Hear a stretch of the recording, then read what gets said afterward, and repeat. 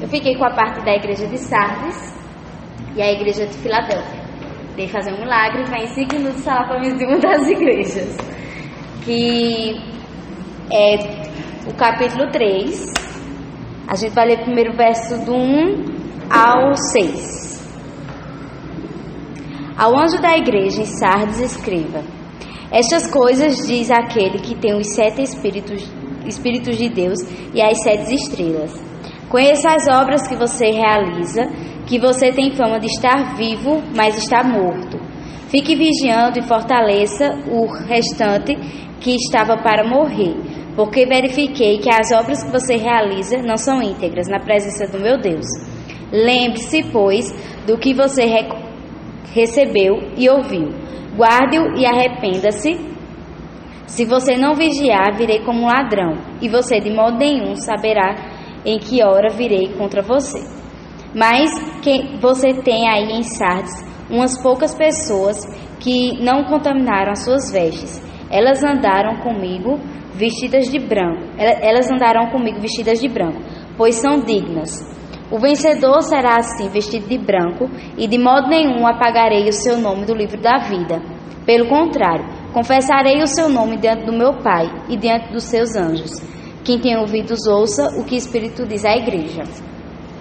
A cidade de Sardes está localizada entre 50 e 60 quilômetros a sudeste de Tiatira, que foi uma das igrejas que Bia falou.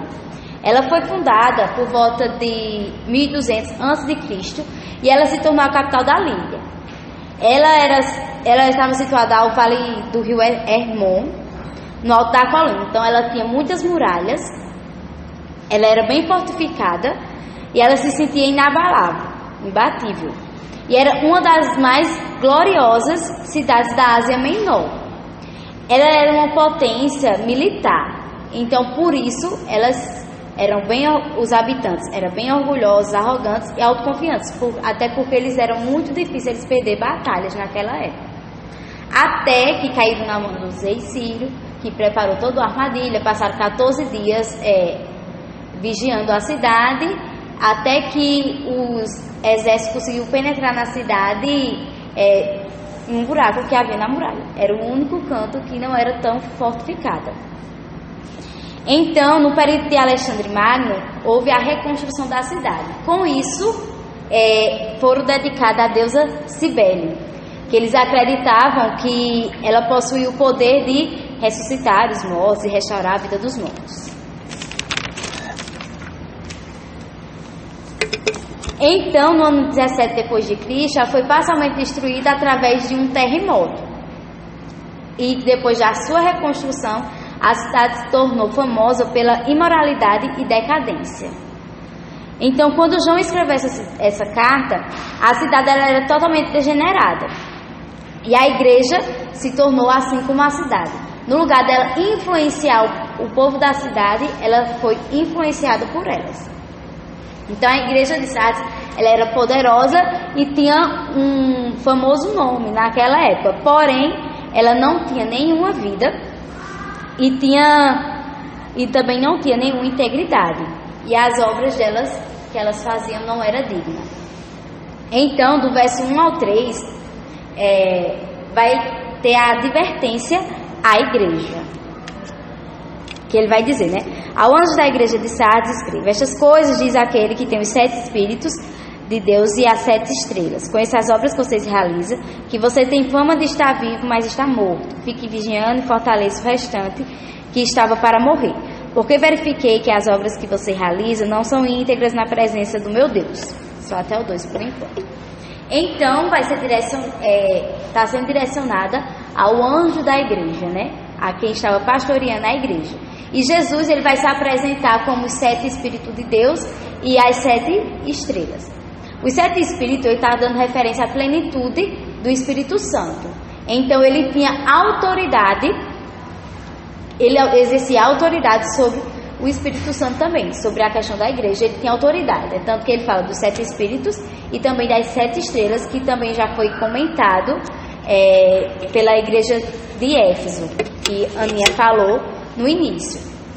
Então, Cristo tinha autoridade sobre os anjos da igreja. Então, ele tinha todo o domínio pela igreja, na igreja. Então, continuando os gestos, Jesus vai falar que conhece a reputação da igreja, que elas têm uma fama de ser viva, porém, ela estava morta, na questão espiritual delas. Eles conheciam as obras que a igreja possuía, porém, as obras eram incompletas aos olhos de Deus. Por quê? Porque Deus não está interessado que sirvamos a Ele de todo jeito. Pelo contrário, é muito melhor que tenha pouco e com maior qualidade do que muita quantidade e pouca qualidade no serviço e na obra do Senhor.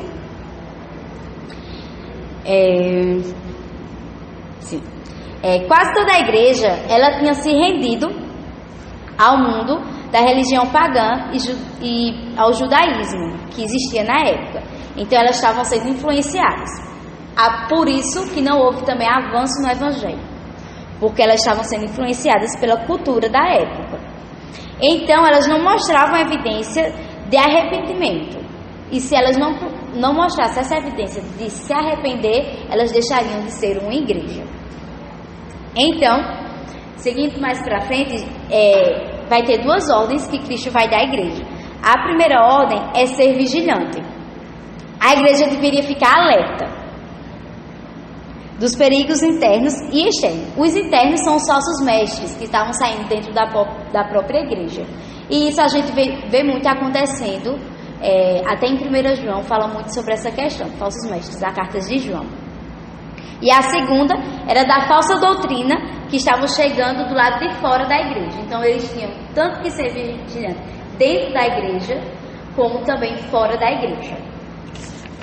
A segunda ordem que ele vai dar é para eles darem início à tarefa de fortalecer as pessoas e as coisas que ainda funcionavam na igreja. Ainda existia dentro da igreja poucas pessoas que continuavam fazendo a obra, porém não estavam fazendo em sua totalidade, era incompleta a obra que eles faziam. E corria o risco deles pararem de vez e não fazer mais obra nenhuma.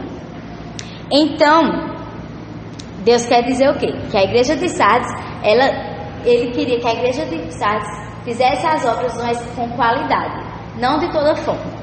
Ele dá, no livro, ele dá até o exemplo dos israelitas, que quando iam oferecer sacrifícios naquela época, eles procuravam um cordeiro, um animal sem mácula, sem mancha, um animal íntegro para oferecer o sacrifício.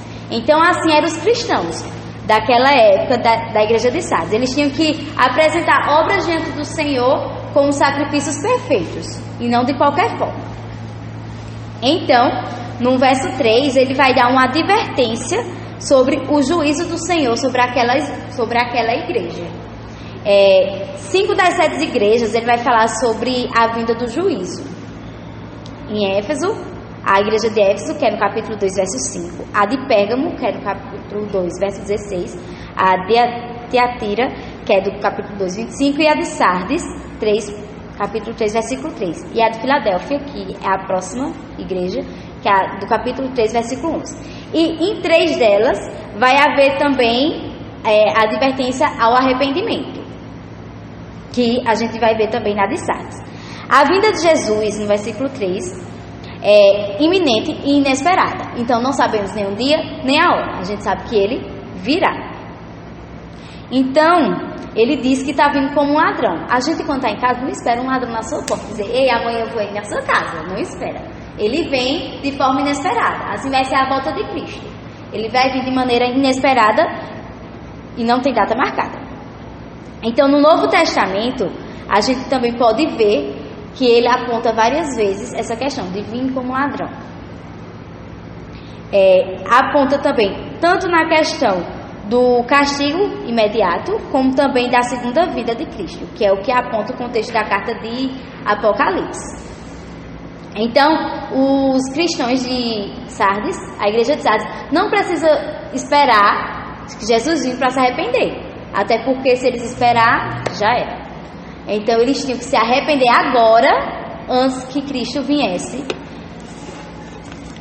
para a segunda volta. Então, no versículo 4 ao 6, vai ter a promessa a carta, né? A igreja de Sardes. Então, no versículo 4, ele vai dizer, bem rápido: mas você tem aí em Sardes umas poucas pessoas que não contaminaram as suas vestes. Elas andaram comigo vestidas de branco, pois são dignas. O vencedor será assim vestido de branco, e de modo nenhum apagarei o seu nome do livro da vida. Pelo contrário, confessarei o seu nome diante do meu Pai e diante de seus anjos. Quem tem ouvidos ouça o que o Espírito diz à igreja. Então ainda existia esperança para a igreja de Sardes, porque havia ainda poucos membros que se encontravam fiéis ao Senhor. No grego, lá, quando se lê uns poucos nomes, ele quer comunicar a ideia de que o Senhor conhece seus seguidores fiéis e sabe os que nutrem amor por Cristo. Então esses poucos não se deixaram ser influenciados pela cultura secular da época. O autor vai fazer um paralelo quando conecta a referência da roupa branca com o conceito de vencer. A pessoa que persevera até o fim, essa será salva e triunfará em Cristo. Os poucos cristãos fiéis de Sardes são aqueles que vencem as tentações e provações na vareda da vida. E a estes que vencem, Deus dará as vestes brancas, que quer denotar o quê? Pureza. Os santos que estão vestidos com essas roupas são os santos da presença de Deus. A promessa de que jamais apagarei seu nome no livro da vida é uma forma de mostrar certeza aos cristãos que estão firmes na igreja de Sardes, de que eles são realmente cristãos fiéis e que eles terão uma recompensa. E assegurar que eles são absolutamente salvos e seguros. Em Isaías 49:16, Deus vai testificar ao seu povo: vejam que eu vos escrevo, que os gravo na palma das minhas mãos. Está bem perto? Mas aqueles que professaram o nome de Jesus, mas não têm um estilo de vida que condiza com isso, esses nunca esteve escrito no livro da vida. Então não tem aquela: meu nome está lá, fiz alguma coisa errada, apagou o nome. Não, ou está lá ou não está.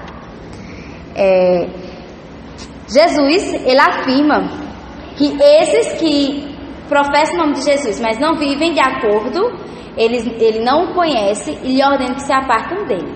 Em Mateus 7:21-23. O livro da vida é onde está escrito os nomes dos que já receberam o dom da vida eterna. Então, a estes, Cristo confessará o seu nome diante do Pai e diante dos anjos. Esta é uma palavra que expressa por Jesus durante seu ministério terreno. Podemos ver em Mateus 10:32 e também em Lucas 12:8. Jesus confessa os nomes de todos quantos confessarem seu nome na terra, nas cortes mais elevadas do céu, diante de Deus e dos anjos. Por fim, no verso 6, o que ele diz em todas as cartas: que quem tem ouvidos ouça o que o Espírito diz à igreja. E ele aqui novamente quer dizer que não é apenas para a igreja de Sardes ou para os cristãos daquela época, mas sim para todos os cristãos de todas as épocas e de todas as igrejas. E a igreja de Sardes é isso. Pode passar? Pronto. Então, vamos agora. Então agora a gente vai para a carta à igreja de Filadélfia, que é do verso 7 ao verso 13. Ao anjo da igreja em Filadélfia, escreva: estas coisas diz o santo, o verdadeiro, aquele que tem a chave de Davi, que abre e ninguém fechará, e que fecha e ninguém abrirá. Conheço as obras que você realiza. Eis que tenho posto dentro de você uma porta aberta, a qual ninguém pode fechar. Sei que você tem pouca força, mas guardou a minha palavra e não negou o meu nome. Eis que eu o farei com alguns dos que são da sinagoga de Satanás, desses que se declaram judeus e não são, mas mentem. Eis que farei com que venham até você, prostrem-se aos seus pés e reconheçam que eu amo você. Você guardou a palavra da minha perseverança. Por isso, também eu guardarei da hora da provação que há de vir sobre o mundo inteiro, para pôr à prova os que habitam sobre a terra. Venham sem demora, conserve o que você tem, para que ninguém tome a sua coroa. Ao vencedor, farei com que seja uma coluna no santuário do meu Deus, e dali jamais sairá. Gravarei sobre ele o nome do meu Deus, o nome da cidade do meu Deus, a nova Jerusalém que desce do céu, vinda da parte do meu Deus e do meu novo nome. Quem tem ouvidos, ouça o que o Espírito diz à igreja. Então, a igreja de Filadélfia, ela está localizada a quase 48 quilômetros do sudeste de Sardes, da cidade que eu falei anteriormente, e a cerca de 96 quilômetros de Hermínia. Ela foi fundada por Átulo II em 140 a.C. E ele deu esse nome de Filadélfia em homenagem ao seu irmão, Eumênides, que aí quer dizer o amor fraternal, que era o amor que ele tinha pelo seu irmão. Ela era localizada junto a uma rodovia bem trafegada, que ligava o Oriente com o Ocidente. Ela tinha uma indústria de comércio muito grande, então as portas da cidade ela era aberta. Aí eles tinham comércio, tinha o idioma e a cultura grega, que se difundiram da Grécia e da Macedônia para a Ásia Menor e Síria. A cidade, a localização dela era em uma parte de vulcão, que tinha vulcão. Então, a terra era bem frutífera, né? Eu acho que é assim que diz. Frutífera, porque as cinzas desciam e deixava as terras bem férteis.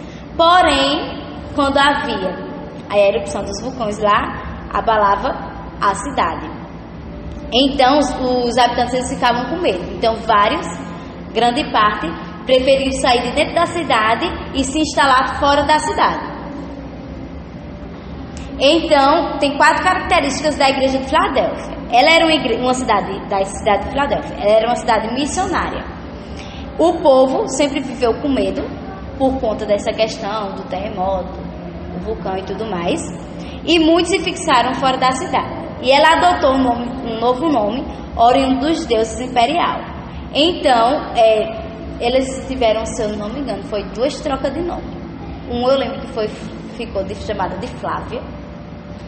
E o outro é um nome bem estranho, que eu não lembro agora.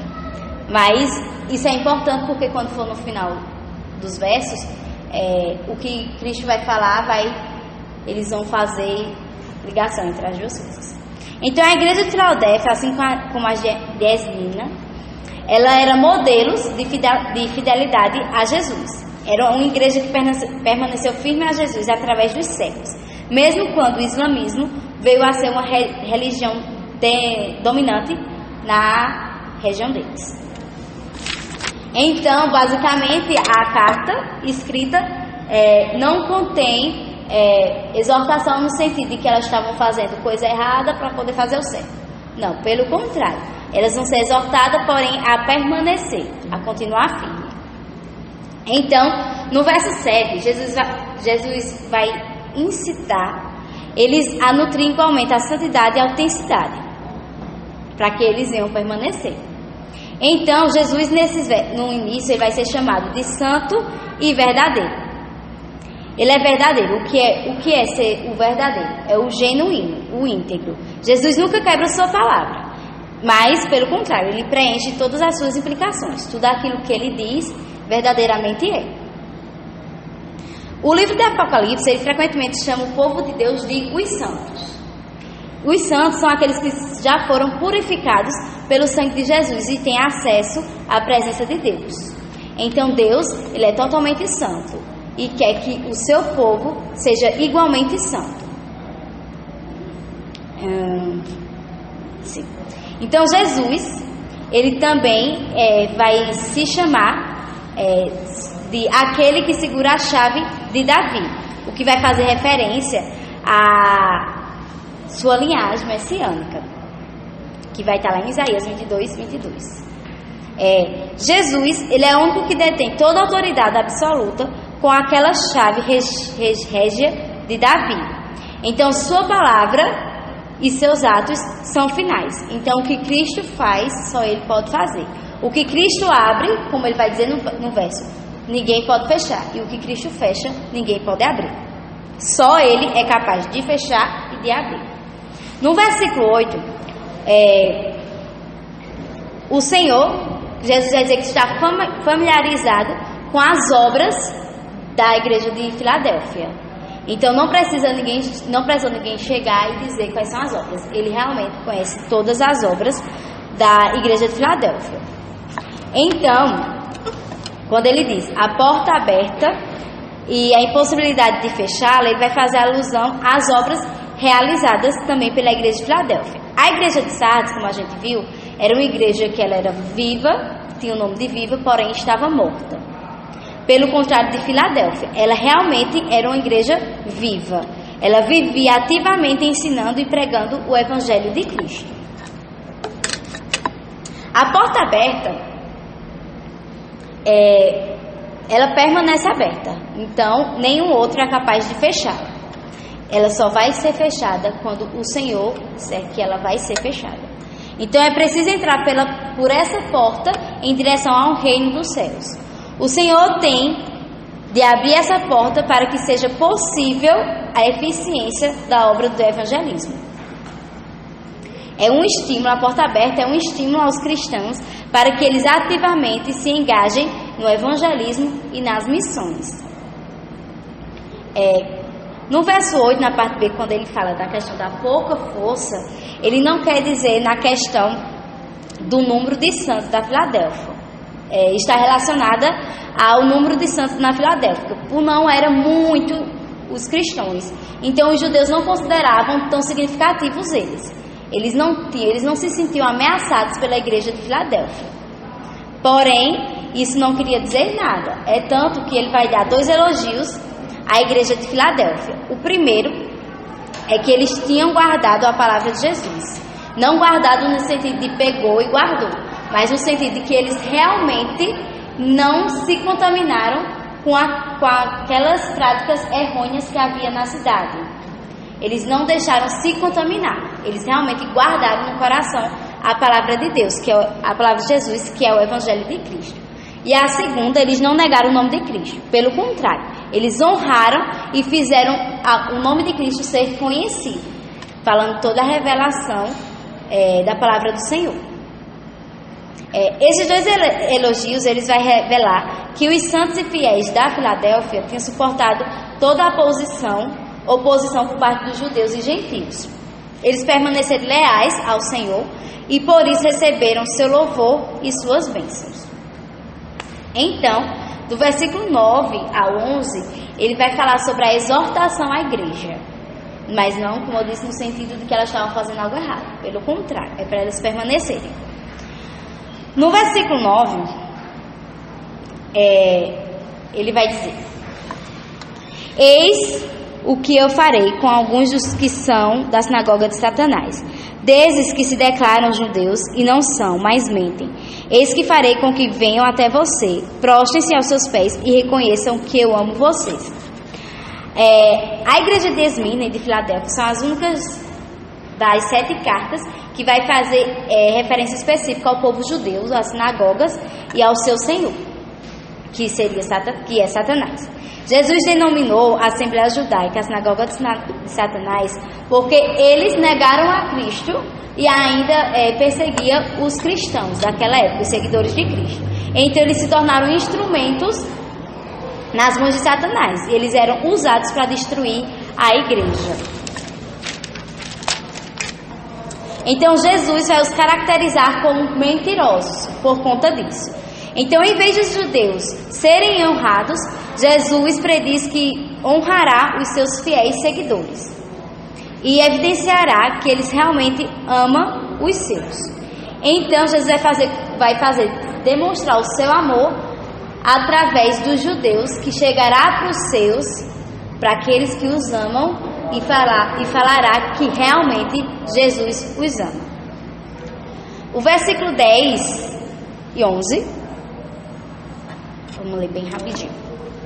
Diz assim: você guardou a palavra da minha perseverança, por isso também eu guardarei na hora da provação que há de vir sobre o mundo inteiro, para pôr à prova os que habitam sobre a terra.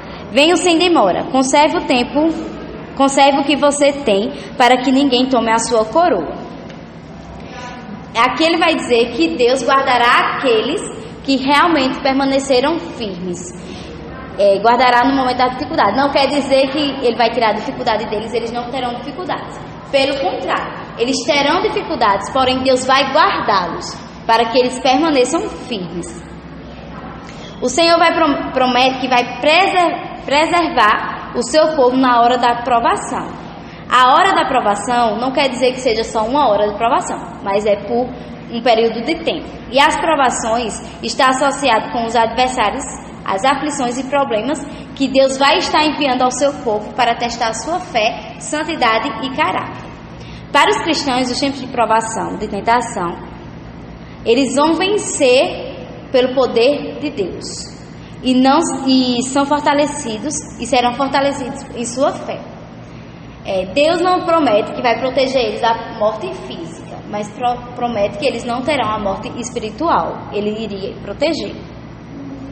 Então, os habitantes sobre a terra, os incrédulos, perseguidores e os inimigos dos crentes. Então, para os cristãos, a hora da provação será uma ameaça da sua segurança física e também será um teste da sua fé. Pedirão socorro do Senhor e serão capazes de aguentar. Já para os inimigos da igreja, os incrédulos, a hora da provação virá como um castigo merecido por toda a perversidade do povo. Jesus vai exortar os cristãos da Filadélfia a guardar as suas possessões espirituais. Os cristãos da Filadélfia já recebeu a sua coroa, a coroa de vencedor. Porém, eles precisam preservar isso. Então, eles precisam continuar sua lealdade até o fim. E assim, eles permanecerão vencedores. Esse refrão, da questão deles de receber a coroa, ser vencedor, ele vai se repetir várias vezes durante as cartas em Apocalipse. E por fim, a promessa para a igreja, que é o verso 12 e o verso 13. Ao vencedor farei com que seja uma coluna no santuário do meu Deus, e dali jamais sairá. Gravarei seu nome, sobre ele o nome do meu Deus, o nome da cidade do meu Deus, a nova Jerusalém que desce do céu, vinda da parte do meu Deus, e o meu novo nome. Quem tem ouvidos ouça o que o Espírito diz à igreja. Jesus promete fazer do crente uma coluna no templo de Deus. A coluna é no sentido simbólico, da mesma forma que que é utilizado para descrever Tiago, Pedro e João. Eles são tidos como a coluna da igreja, lá em Gálatas 2:9, mas é no sentido figurado. E o templo de Deus é a nova Jerusalém que vai estar descendo do céu. Os santos são honrados no seio desse templo celestial, o qual é a presença de Deus. Os filhos de Deus habitarão em segurança em sua presença. E Jesus promete que colocará o nome de Deus no cristão. Lembra que no início eu falei que eles tiveram mudança de nome quando houve a reconstrução? Então, agora, para isso, era como se desse uma esperança a mais a eles. Que eles não tinham o nome certo e agora eles terão o nome de Cristo neles. Os santos de Filadélfia são informados que neles serão escritos o nome de Deus, da Nova Jerusalém e de Jesus, que é o passaporte de ingresso à presença de Deus, e como sinal da cidadania da Jerusalém que desce do céu. E como ele vai finalizar no verso 13, como ele diz em todas as cartas, que quem tem ouvido ouça o que o anjo quer dizer à igreja. O que Cristo quer dizer à igreja está destinado a todas as igrejas, como em todas as outras cartas ele diz. E é isso.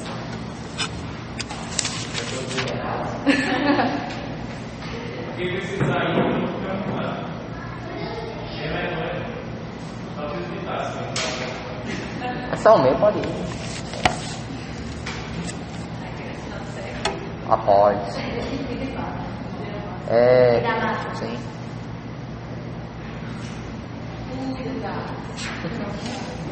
Eu fiquei com a 7ª carta, a Laodiceia, que fica no capítulo 3, verso 14 ao 22. Ele fala assim: E ao anjo da igreja que está em Laodiceia, escreve: Isto diz o Amém, a testemunha fiel e verdadeira, o princípio da criação de Deus. Eu sei as tuas obras, que nem és frio nem quente. Tomara que fores frio ou quente. Assim, porque és morno e nem és frio nem quente, vomitar-te-ei da minha boca. Como dizes, rico sou e estou enriquecido, e de nada tenho falta. E nem sabes que és um desgraçado e miserável, e pobre, e cego e nu. Aconselho-te que de me compres ouro provado no fogo, para que te enriqueças, e vestes brancas para que te vistas, e não apareça a vergonha da tua nudez, e que unjas os olhos com colírio, para que vejas. Eu repreendo e castigo a todos quantos amo. Sê, pois, zeloso e arrepende-te.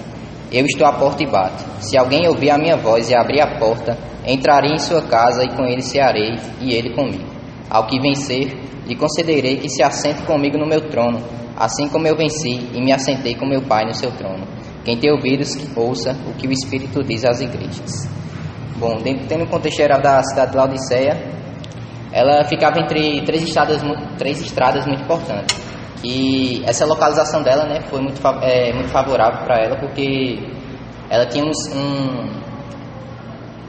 um centro bancário e industrial muito famoso, além de ela ser muito bem favorecida no comércio também, pelo comércio de lã negra e produção de um colírio, né, o pó frígio, e também tinha uma estância hidromineral de águas mornas, que ficava em torno da cidade mais perto lá. E isso indica, né, que ela era uma cidade muito rica financeiramente. E essa riqueza a gente pode entender ela mais direitinho quando houve um terremoto nos meados de 60 a 61 depois de Cristo, em que a cidade de Laodiceia foi totalmente devastada, totalmente destruída, juntamente com outras cidades, né, como a gente falou, uma delas. E essa riqueza, né, ela era tão rica que ela mesma reconstruiu a cidade, né? Reformou a cidade sozinha com sua própria riqueza. Ela não dependeu de riqueza do Império Romano lá, da ajuda do Império, né? Ela reconstruiu lá com o próprio dinheiro lá. Eu tenho dinheiro aqui, toma, bota aí. Ela fez isso. E também uma coisa interessante é que a igreja de Laodiceia foi fundada por Epáfras, provavelmente foi fundada por ele. Paulo também conhecia a igreja, né? Tanto que ele escreveu uma carta a Laodiceia, mas a carta foi perdida. E o interessante dessa igreja de Laodiceia, eu já falei da cidade, falando da igreja. A igreja de Laodiceia, ela não havia perseguição, né? De acordo com os versículos, ela não indica nenhum tipo de perseguição da parte dos judeus, como também da parte dos romanos. E também não há nenhum tipo de exortação à imoralidade, né? Ou falsos mestres, etc. E também o livro faz um contraste com a igreja de Sardes, com Filadélfia, né? Que Sardes também era uma igreja que tinha nome de viva, mas ela estava morta. E é parecido com Laodiceia, né? Só que em Sardes ela tinha um fio de vida, né? Ela tinha pessoas ali que guardavam uma fé verdadeira ainda. Só que em Laodiceia ela estava totalmente corrompida lá, totalmente corrompida pelo pecado. Aí vamos para o verso 14, né, agora. E ele fala: E ao anjo da igreja que está em Laodiceia, escreve: Isto diz o Amém. Aí se alguém puder ir lá rapidinho, Isaías 65:16, que ele vai falar mais, Isaías 65:16, que ele vai falar mais sobre esse Amém, né? Que vai ser importante para a gente.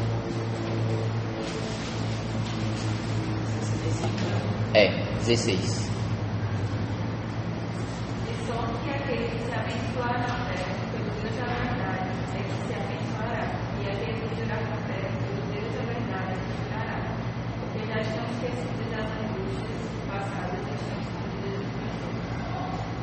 Pronto. Esse Deus verdadeiro, ele tem o mesmo significado de Amém que está aqui em Apocalipse, né? Que a Septuaginta traduz como Deus verdadeiro. E levando isso em conta, esse Amém, ele indica realmente essa questão de Deus verdadeiro, né? Que as palavras que ele vai proferir posteriormente é verdadeira, né? E, tipo, não é em contraste com deuses falsos, né? Deus verdadeiro e Deus falso, não. É Deus verdadeiro porque ele está sendo verdadeiro em suas palavras. E logo após ele vai falar, né? Isto diz o Amém, a testemunha fiel e verdadeira. Essa testemunha fiel e verdadeira é realmente para reforçar isso que o Amém significa, né? Tipo, ele é fiel e verdadeiro não em contraste com o que é falso, mas sim porque ele é fiel e verdadeiro nas suas palavras, né? Que a gente pode confiar nas suas palavras. E ele vai falar logo após também, né? Tipo, isto diz o Amém, a testemunha fiel e verdadeira, o princípio da criação de Deus. Esse princípio a gente se traduz melhor como origem, né? A origem da criação de Deus, que é enfatizando a eternidade do próprio Cristo, né? Aí lá no verso, em Colossenses 1, verso 16, 15, 16, né? Se alguém quiser abrir rápido, se você conseguir abrir. Colossenses 1, verso 15, 16. Eu vou ler aqui rapidinho. O qual é a imagem do Deus invisível, o primogênito de toda a criação, porque nele foram criadas todas as coisas que há nos céus e na terra, visíveis e invisíveis, sejam tronos, sejam dominações, sejam principados, sejam potestades. Tudo foi criado por ele e para ele.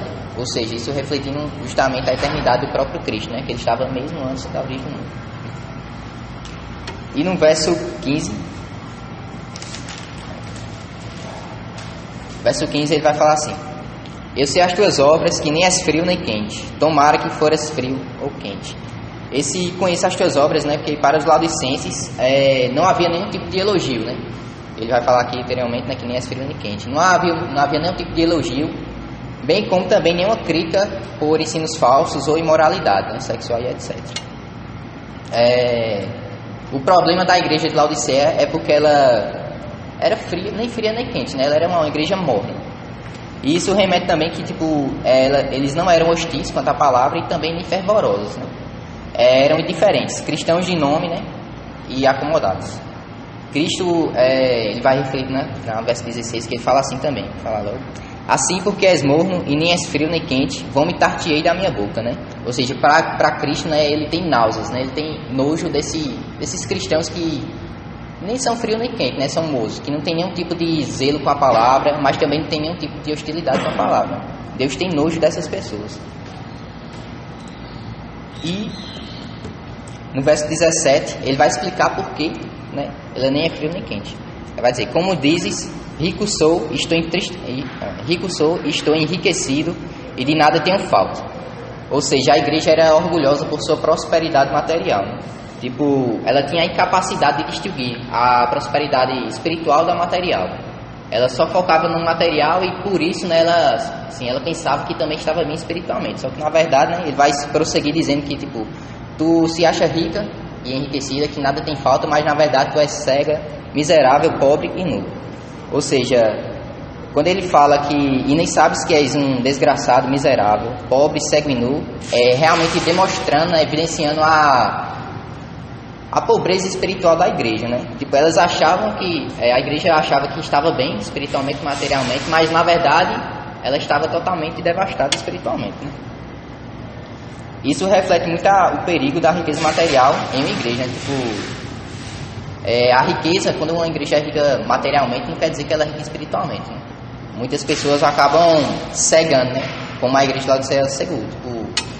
O fato dela ser rica e pensar que nada tem falta, né? Acabou tornando a cegueira espiritual mais profunda, vamos dizer assim.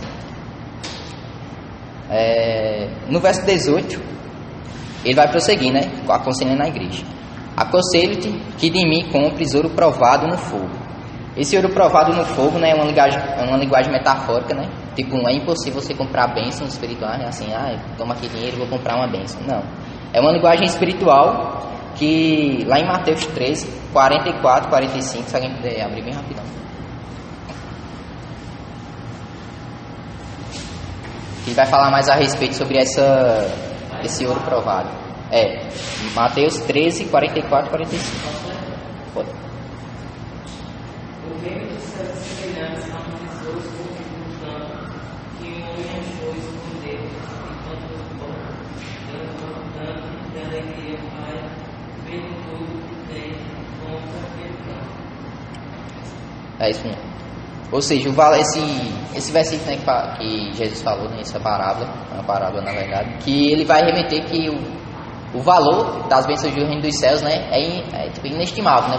É impossível você comprar. Ela é dada assim, né, como a graça, pela graça, vamos dizer assim.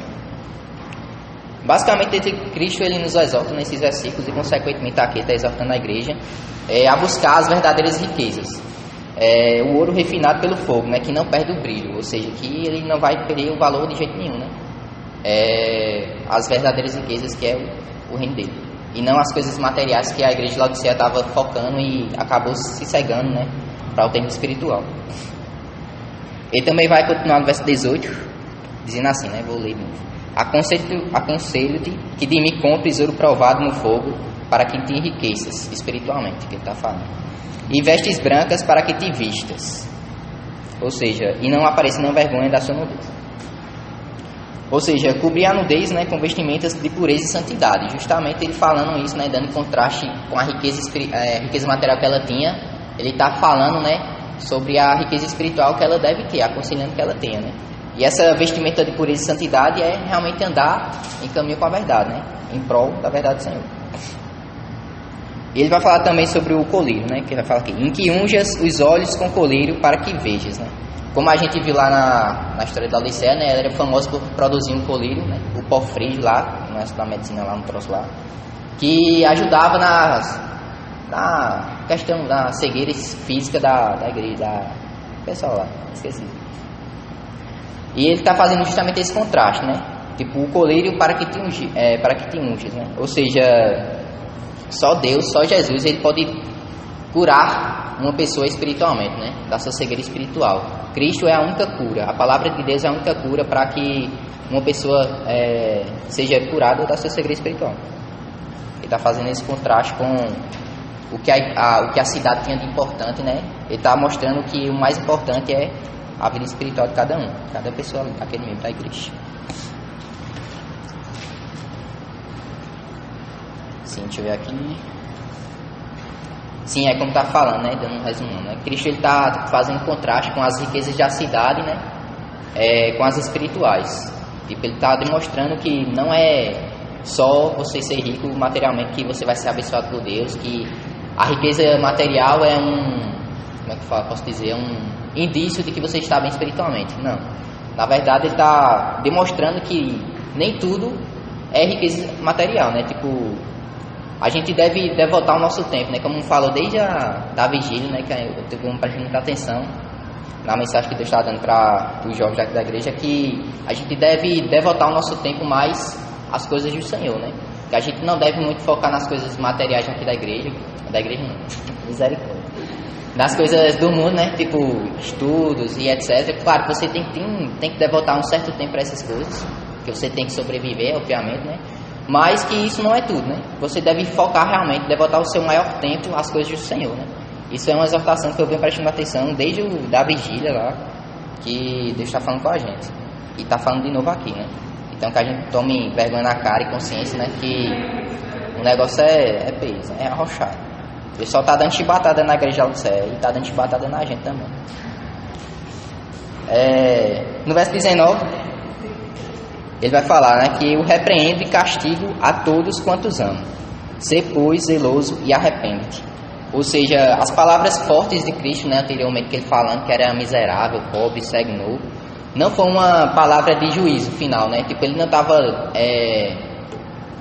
dando um juízo final para aquela igreja, mas sim estava falando essas palavras fortes para acordar a igreja, né, da sua cegueira, como ele estava desde o Jesus ali anteriormente. Mas sim, a verdade, né, que essa atitude de Cristo não é punitiva, mas sim disciplinadora e corretiva, né? Como Hebreus capítulo 12, verso 6, eu leio rapidão aí, rápido mesmo. Hebreus 12, verso 6. Porque o Senhor corrige a quem todo mundo tem aceito. Justamente isso, né? Tipo, o fato de Cristo estar repreendendo aquela igreja e corrigindo ela é um fator determinante de que ele realmente amava aquela igreja, né? Que tipo, ele não estava conformado, vamos dizer assim, né? Tipo, ele não estava só demonstrando seu juízo, mas sim estava corrigindo porque ele amava aquela igreja, né?